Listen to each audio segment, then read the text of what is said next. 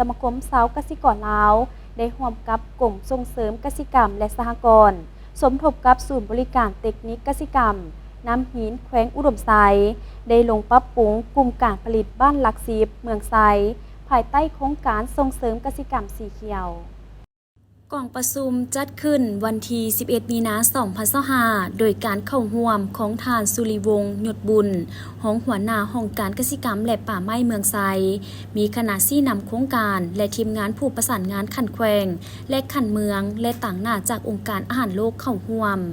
การลงปรับปรุงกลุ่มปลูกผักบ้านหลักสิบเมืองไซแขวงอุดมไซได้ตีราคาคืนด้านดีด้านอ่อนและปัญหาผ่านมาของกลุ่มที่ได้พบพอเพื่อให้กลุ่มมีความเข้มแข็งทางด้านการจัดตั้งคณะบริหารงานภายใต้การสนับสนุนจากโครงการส่งเสริมกสิกรรมสีเขียวโครงการดังกล่าวมีการเซ็นบทบันทึกความเข้าใจระหว่างสมาคมชาวกสิกรลาวร่วมกับกลุ่มส่งเสริมกสิกรรมและสหกรณ์ใน3แขวงเป้าหมายของโครงการคือแขวงเสียงขวางอุดมไซและแขวงหัวพันจำนวน84กลุ่มในนั้นแขวงอุดมไซมี28กลุ่มนอนอยู่ใน3เมืองคือ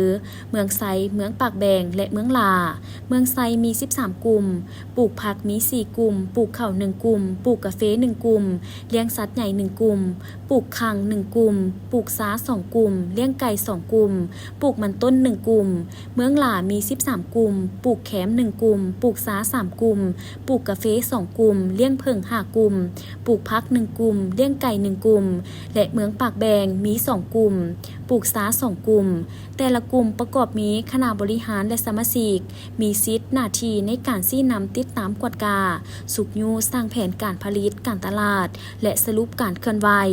การปรับปรุงกลุ่มปลูกผักบ้านหลักสิบเมืองไซ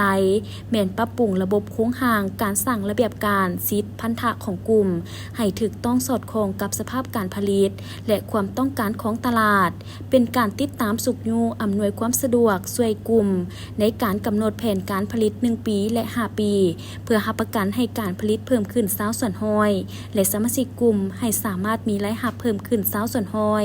จากการสร้างแผนธุรกิจและเข้าถึงตลาดนับมือหลายขึ้นการลงปรับปรุงจะดำเนินเป็นเวลา3วันนับแต่วันที่11 ถึง 13 มีนาคม 2025จึงสำเร็จ